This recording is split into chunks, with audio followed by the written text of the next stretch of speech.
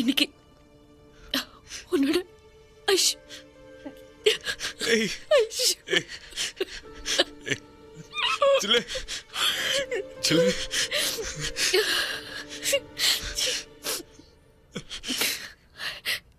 இன்னைக்கு உன்னோட ஐஷு உனக்காக இங்க வந்திருக்காங்க.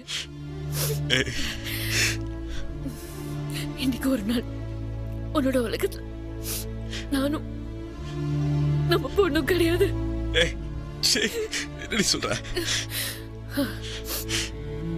100 வருஷம் நம்ம சந்தோஷமா வாழ்ந்து ஏதாவது ஒரு நிமிஷம் இது நடக்கல நீ மனசுல நினைச்சிட்டா நான் கூட வாழ்ந்ததுக்கு அர்த்தமே இல்லாம போயிடும்.